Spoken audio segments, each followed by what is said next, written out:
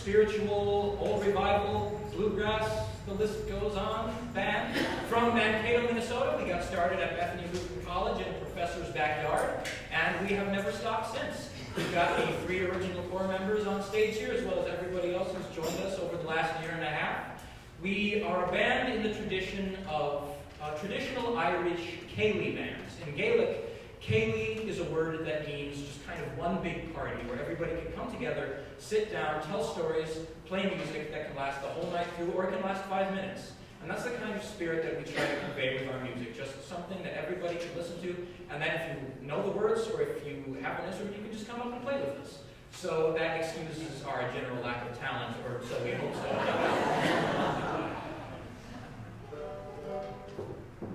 This next one is a song by a band some of you may have heard of. It's by a band called Mumford & Sons.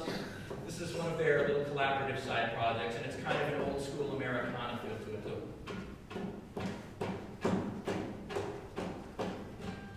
Where is my heart, girl? Where is my heart? Did you throw it in a blender or throw it beneath the cart? Did you give it to a doctor to do the second part? I'm not joking anymore, girl. Where is my heart?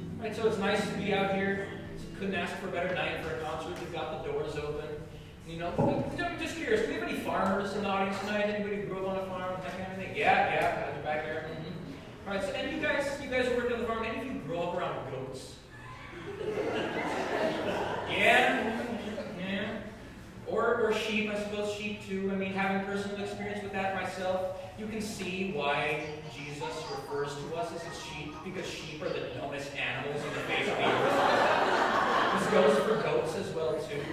And if you guys would humor me for a moment, the guys have asked me to tell a story about an encounter I had with a goat on my grandfather's farm.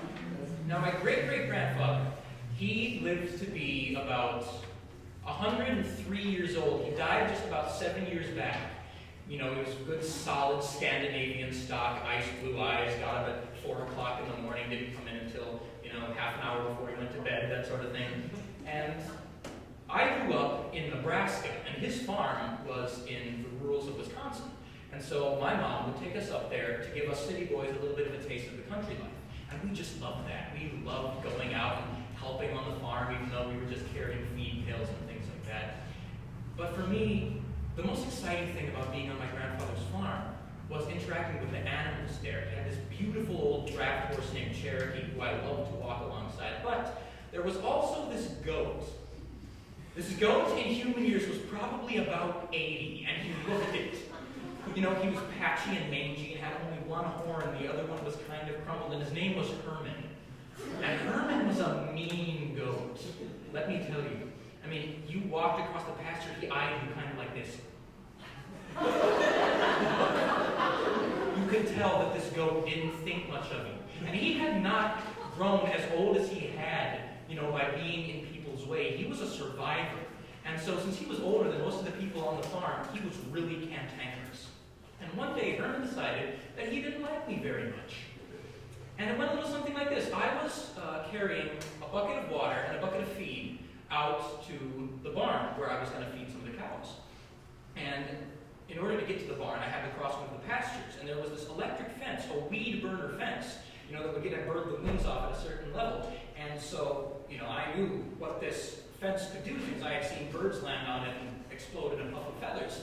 So I was being very careful to bend down under this fence and because I'm carrying a bucket of water and a bucket of feed, it's a very precarious balancing act. You try it sometime if you think you could do it better than me.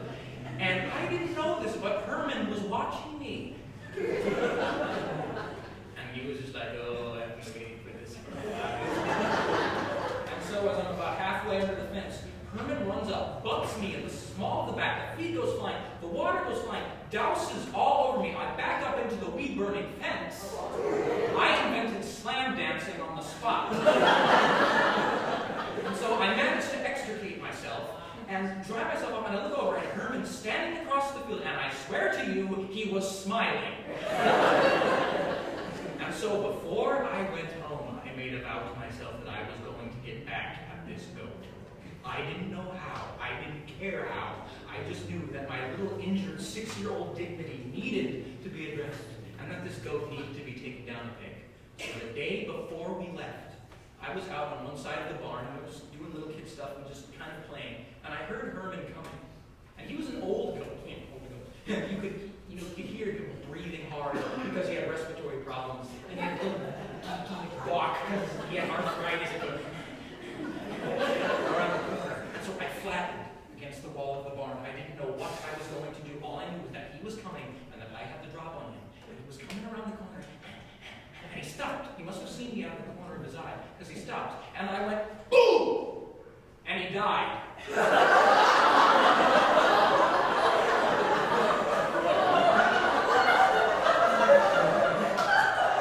That goat got a heart attack right there. I don't know if you've ever seen a goat die all the way straight up in there. Oh, I've been tipped over. And so then I had to go into the house and explain this. And my grandpa was like, you hit it with something. I was like, I said boo and he died. It was a big boo, Grandpa. And so 10 years later, it was one of the last times I ever saw my great-grandfather alive. We were at his house for Thanksgiving. All the Jesse and Ricky families would get together at their house for Thanksgiving. And we had just said the prayer. It was one of the last times that I'd ever seen him looking as strong as he did. He stood up and he said the common table prayer. And then we all went into the kitchen to get our food. And he pulled me aside. And he looked at me with those steely Scandinavian eyes and he said, you're a good grandson. I love you. I said, I love you too, Grandpa. And then he took me, this ancient man, took me at arm's length and said, now what happened to Herman?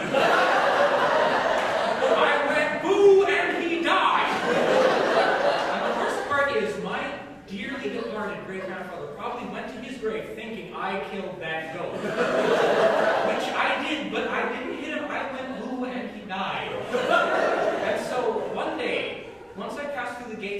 Peter, God willing, I will look at him and say, do you believe me now? And he'll say, So that is my experience with goats, and it has since prejudiced me to the entire goat race since. And you can judge me if you want to, but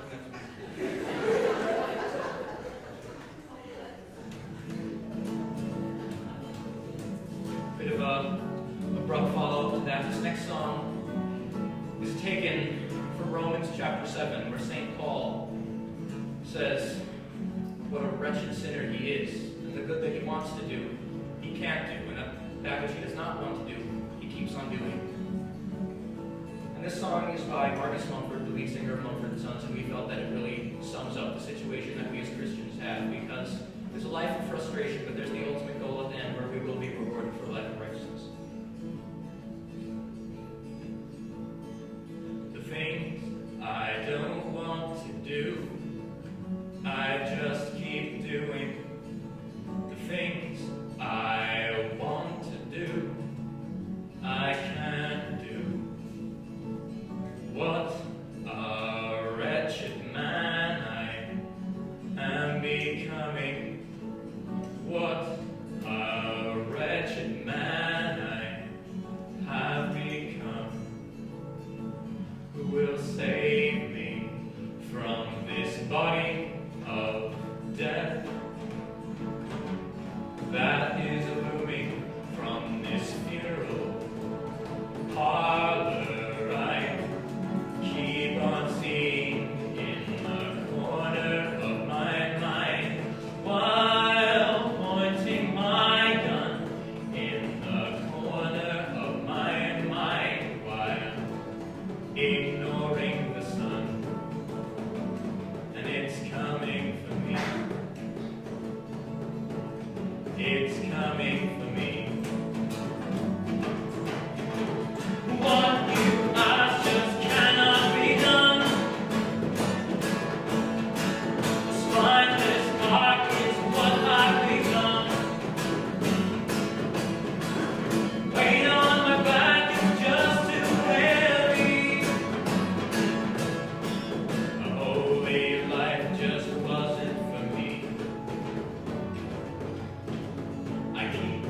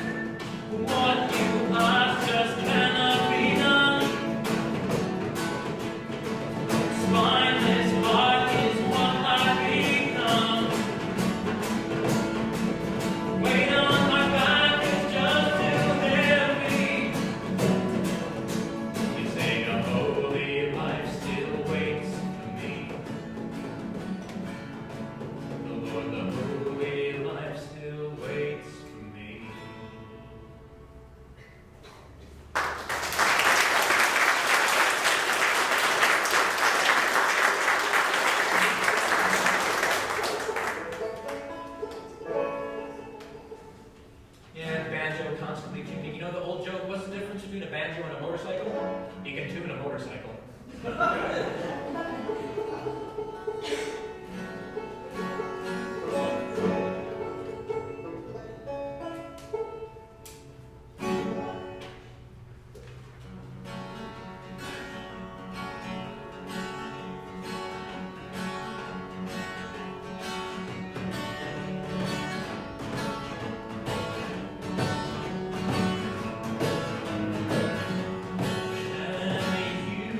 Lie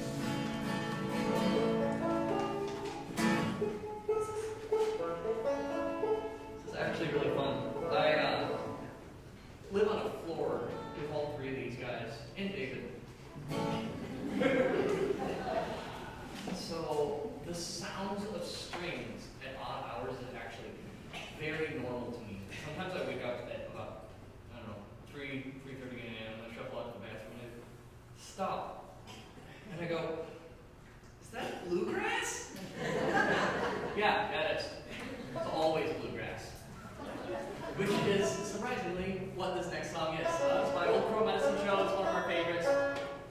So, here we go.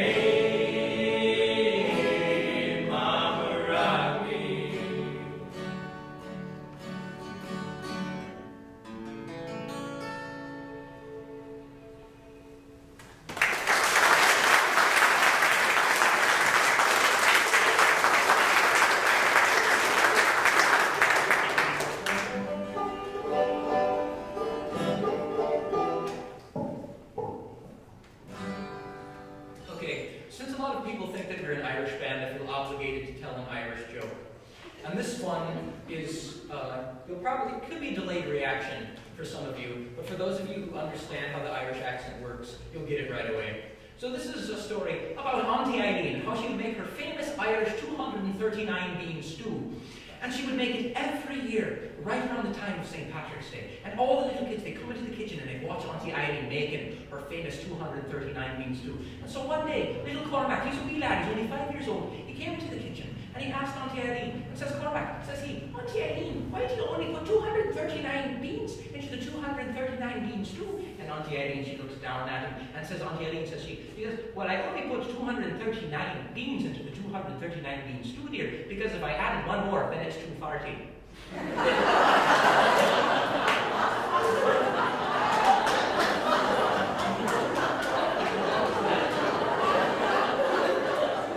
Can't go wrong with a little humor like that, can you? Nice to know that even adults still laugh at something like that, otherwise I just stand up here and feel stupid. Famous jokes like that, if everyone laughs, nobody looks stupid. Alright, this next one is a traditional Irish piece. We're going to do a little singing in Gaelic. Some of you might have heard this. It was covered in the mid-'80s by Sting. And he did it with the Irish band The Chieftains. And it's a wonderful, wonderful song. You know that Mr. Ethan Bartlett in the back there, or Numpty, as we call him, is well aware of the song. And so we dedicate this song to Ethan Numpty Bartlett. Shame on my Hilama.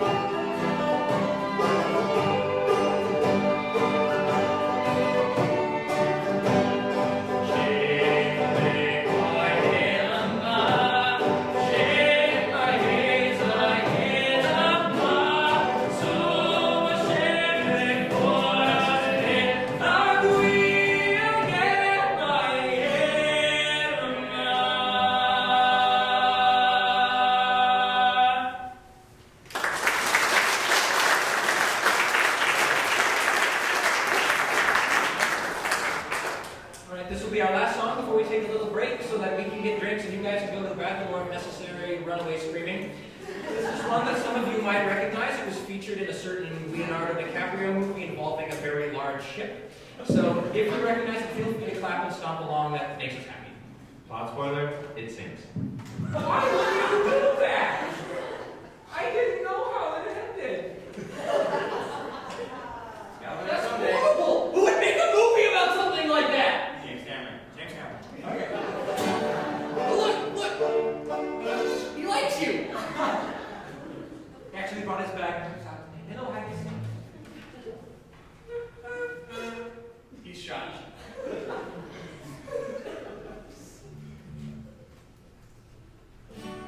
got the first that would be you, please. Now we know what we're doing. You can tell we planned this all out. If we don't, we can help pull the semblance.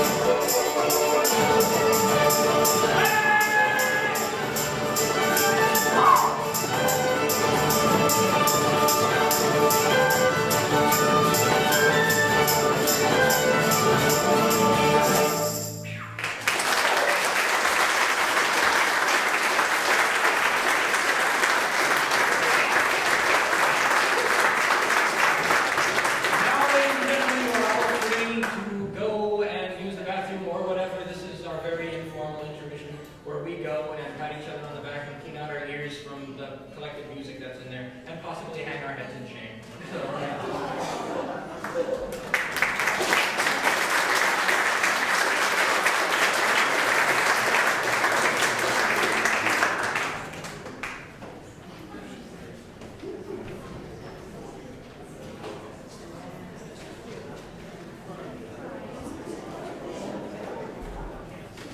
We have coffee and beverages and a variety of soda in the fellowship hall. Please help yourself to whatever is available.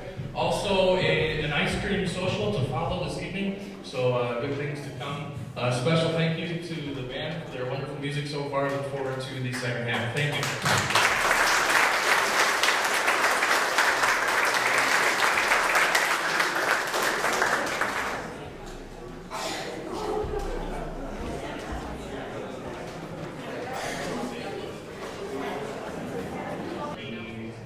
Didn't really do anything, but got caught at it. I kind of have the reverse.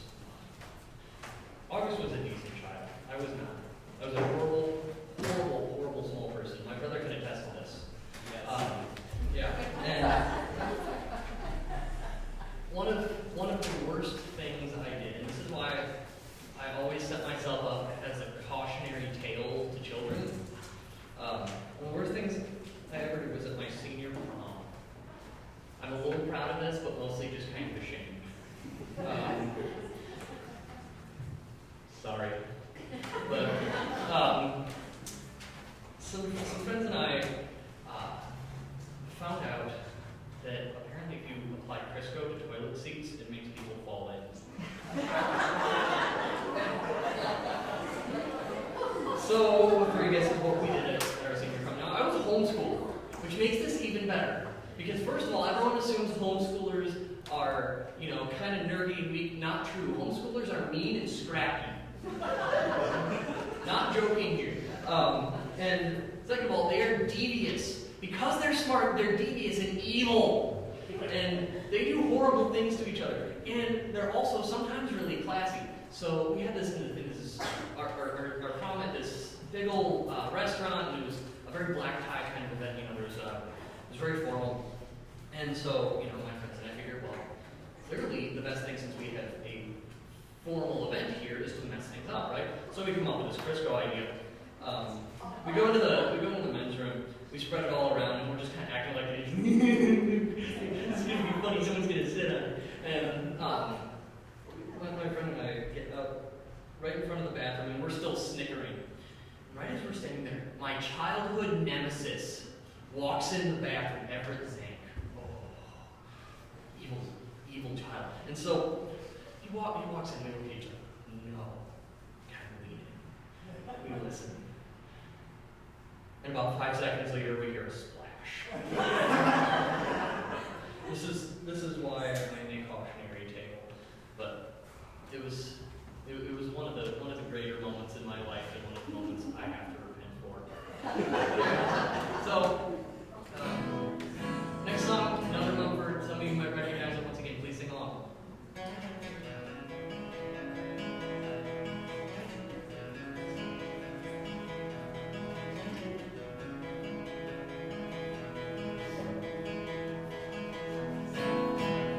Empty in the valley of your heart, the sun rises slowly as you walk away from all the fears and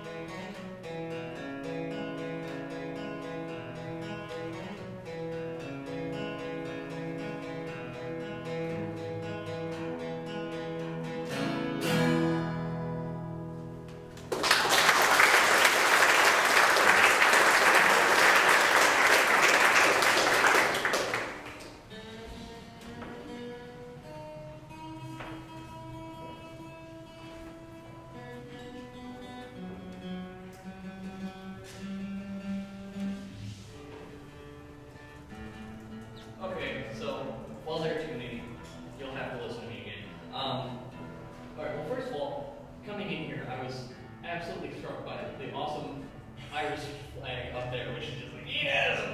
Cool. But personally, I'm of Scottish, Irish, and Norwegian heritage, which is funny. You know, we're closer to an Irish band than any one other thing, if you want to put a label on it. But you know, I mean, we're comprised of a good deal of Germans, you know, Scots, you know, mixed bloods of all types. Often we have an Asian play with us, which is a lot of fun. So we can point to him and say, yeah, clearly we're a Celtic band. But for some reason, when I looked at it, one of the first things that came to mind was one of my first experiences at a Highland Games. For those of you who don't know what the Highland Games are, it's basically where people of Scottish descent or with an interest in Scottish culture get together, drink, and throw things. I'm not kidding. The games themselves are the stupidest games you could possibly imagine. And I say that as one who loves them dearly, but they're really just, there's not much going on there. It's like, one of them is literally a hay bale toss. Nothing else, just how far can you throw a hay bale? Another one's how far can you throw a ball? And my favorite and you know, the most popular is the caber toss, which is literally how far can you throw a telephone pole? And so, you know, you can imagine what kind of folks this attracts. Folks of Scottish ancestry, so that already puts them back a peg. And, you know, large men very often, and people who are willing off to camp out, all that stuff. And so I was walking around, I tried haggis, not as bad as it sounds, all this stuff, and I'm walking through the series of tents that's different family names. Do we have anyone of Mackenzie heritage here? Oh, good, thank you. Otherwise, I would have felt, no, I love the Mackenzies, they're fine people, and I'll, in some fashions, explain why, but I would kind of also feel bad about telling this story. So I come into I'm looking through the, you know, I'm like Duncan, you know, my cool folks, you know, McFarlane, which is actually me, and, you know, a few others, and I check out, I come to the Mackenzie clan, and the drapes are closed. I'm like, that's weird. I wonder if maybe they're just doing that to get out of the sun. So I poke my head in, and I hear about 12 Mackenzies, mostly lying on the floor. They're practicing what's called Irish yoga, being passed down. And I wander in there, and hear all these large, burly men in kilts, and they all kind of lift up and notice that I've just appeared, and they're very excited about this. And long story short, we played a game of rugby, only the three-legged style, and then eventually I was made a member of the Clan Mackenzie. It was a lot of fun. It mostly had to do with the intoxication. But it was also the day I learned to toss a caber. But were I to toss it in the fashion I were taught, it would look something like this.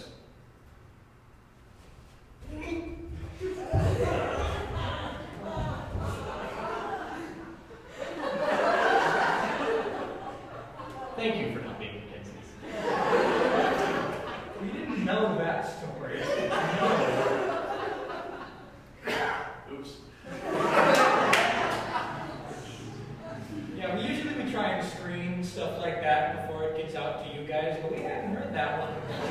So we were gaping right along with you. So yeah. So how about a song? Yeah, something to cleanse the palate. That was a very Scottish story. So it's like, whoa, let's have a bit of a feel there, lassie. And so we're going to follow it up with something very, very English. This is a traditional English sea shanty from the glory days of the British Royal Navy when the ships were made of wood and the men were made of iron. Some of you might remember this from the Russell Crowe movie, Master and Commander.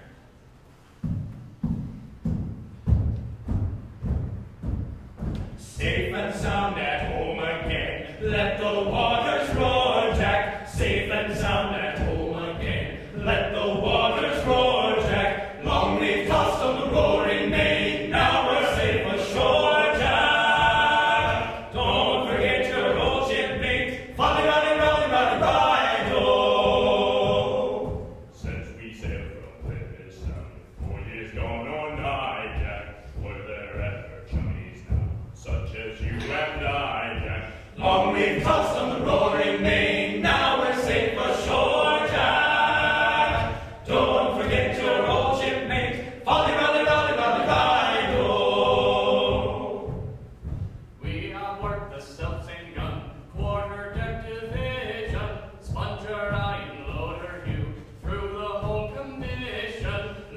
we've tossed on the roaring main, now we're safe ashore, Jack. Don't forget your old shipmate, Holly, Rolly, Rolly, Rolly, Ride-o. Oftentimes have we laid out, toil or danger fearing, tugging out the flapping sail to the weather evening. Long we've tossed on the roaring main, now we're safe ashore, Jack. Don't forget your old shipmate, Holly, Rolly, Rolly, Rolly, Ride-o.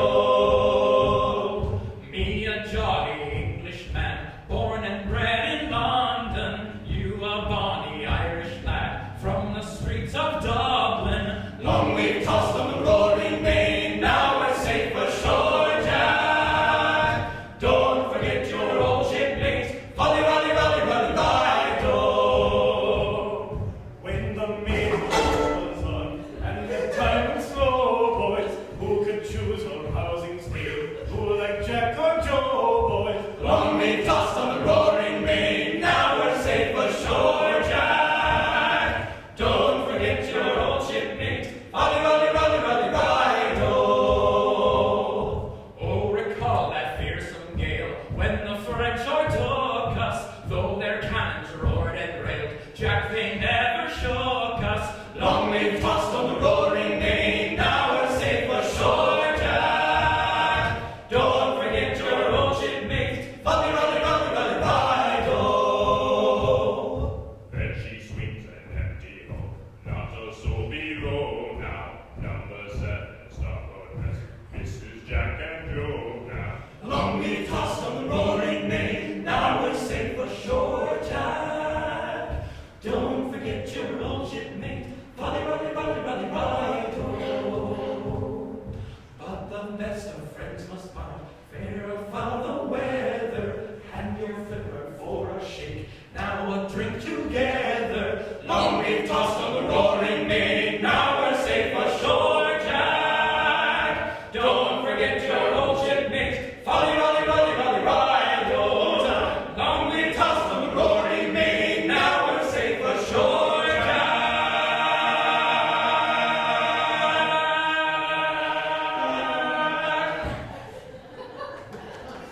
Don't forget your old shipmates, Holly, Rolly, Rolly, Rolly, Ride-o.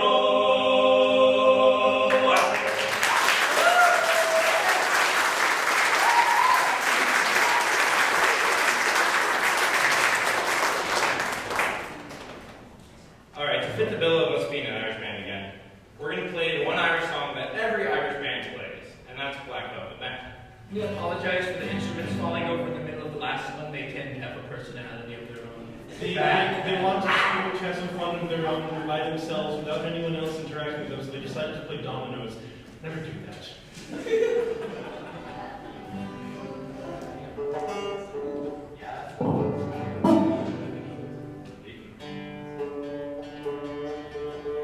Want to find out that happened during the fall?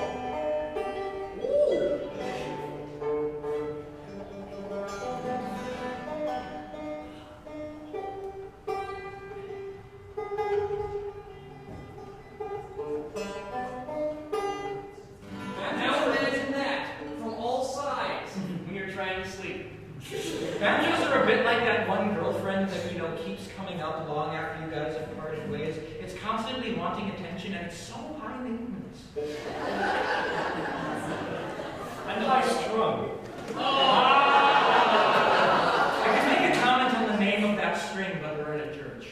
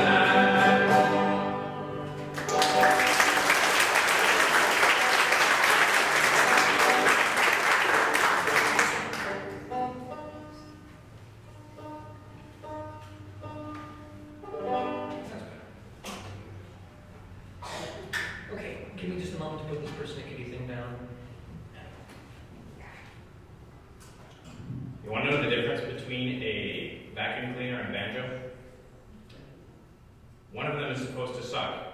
The other one's just a vacuum cleaner. Alright, following up with a little something lighthearted.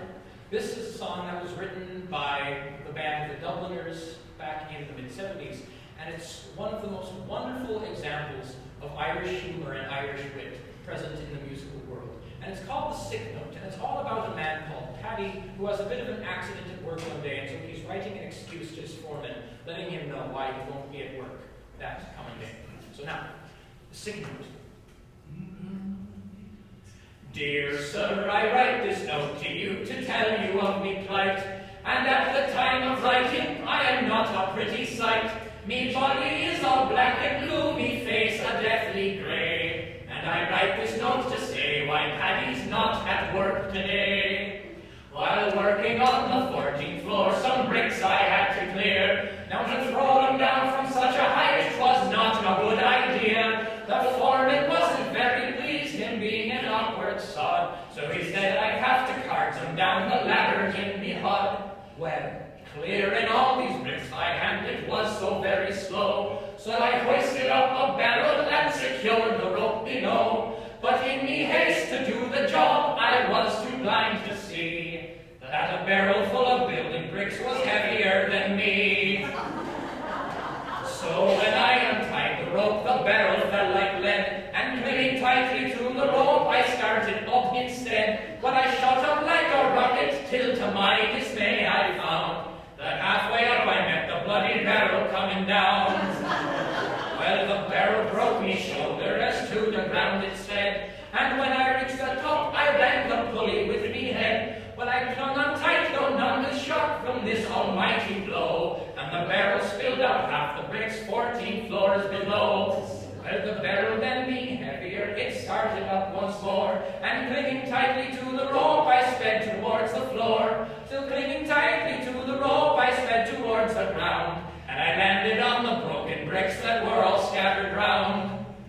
As I lay there groaning on the ground, I thought I'd passed the worst, when the barrel hit the pulley wheel and then the bottom burst. A shower of bricks rained down on me, I hadn't got a hope. As I lay there groaning on the ground, I let go the bloody rope. The barrel then being heavier, it started down once more, and landed right across me as I lay upon the floor. Well, it broke 3 ribs and my left arm, and I can only say that I hope you'll understand why Paddy's not at work today.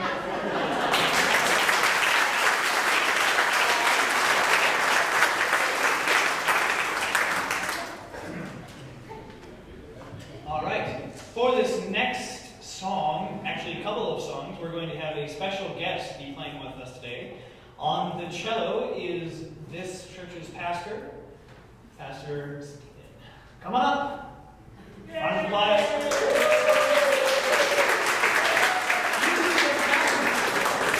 His instrument is cooler than ours. All right, the first song we're going to do is actually a familiar hymn. It's one of our favorites, Chief of Sinners. And we actually have a special arrangement that was done by our violinist over here, Ben Schultz. He arranged it for us. So we hope you enjoy.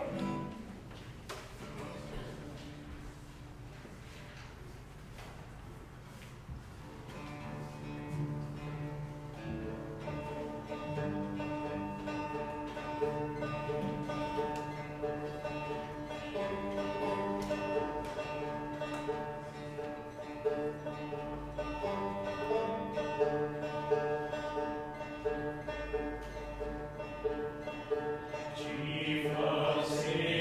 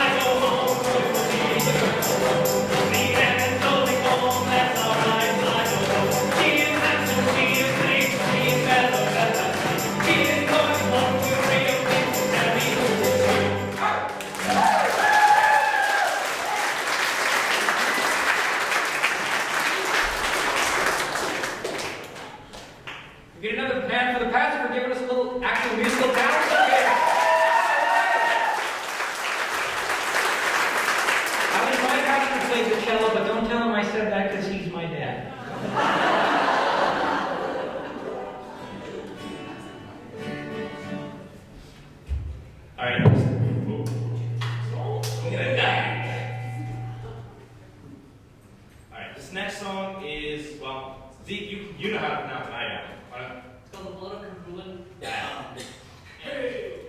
It's spelled, let me consider it, Cuchalainn, which is proper Gaelic spelling, because the way the Irish wrote their dictionary was something. It makes no sense. One of my favorite Gaelic words is a word is pronounced nader, N-A-D-E-R, right? Like pretty simple. No, N'-H-E-A-D-A-I'-A-I-R.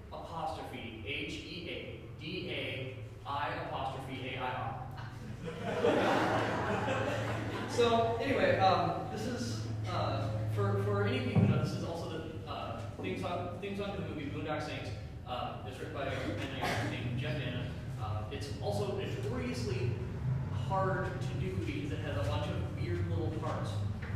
So this is our best, and if we don't do well, you can blame my brother for that. No, indeed.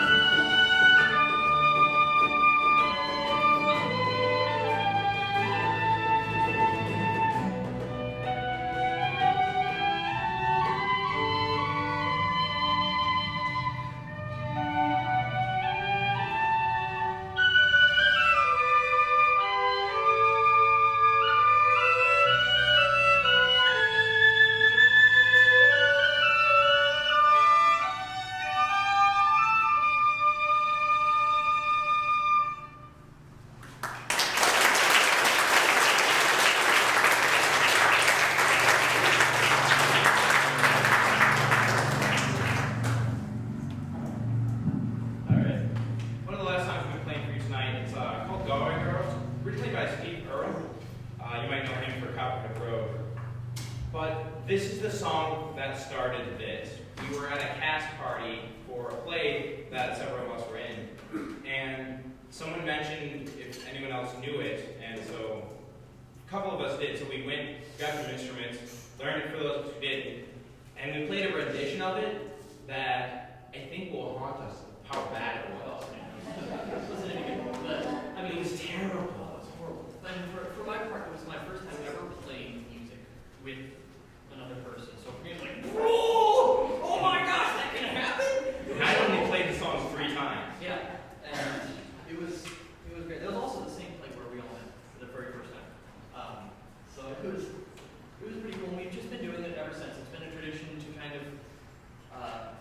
out our concerts with it. So I hope you guys enjoy it. Just go.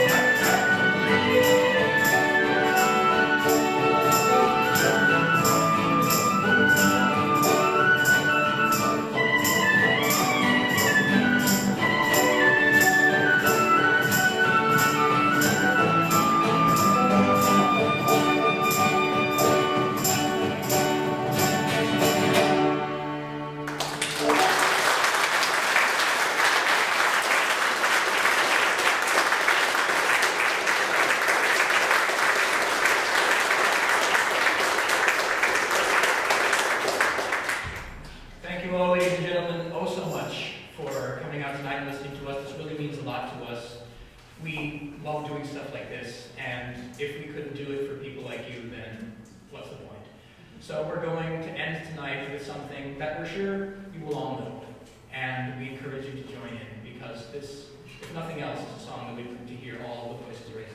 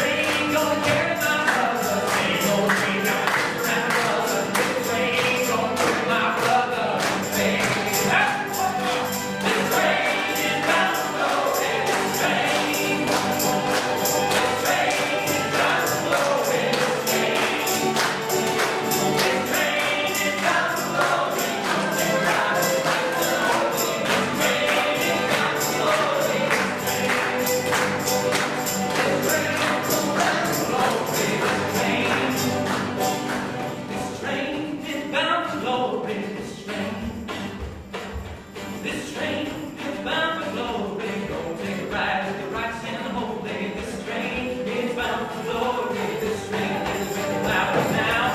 This train is bound for glory. This train, sing it out. This train is bound for glory. This train is bound for glory. Ride with the right hand holy. This train is bound for glory. Take it on home. This train is bound for glory. This train.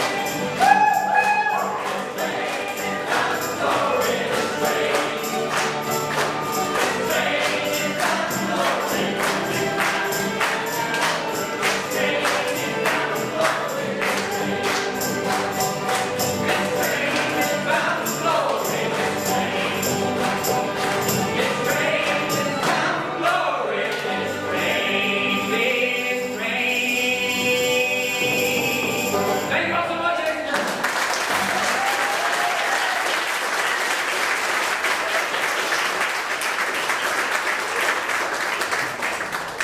Thank you so much. This was wonderful. We look forward to doing this again next spring, next summer. Please, we'd love to have you. One way to thank college students who go out of their way in an evening is to help fill their gas tank on the way home. Please consider the free will offering in the doorway to help thank all of our guests tonight. Our expectations were high, blew it away. So, thank you.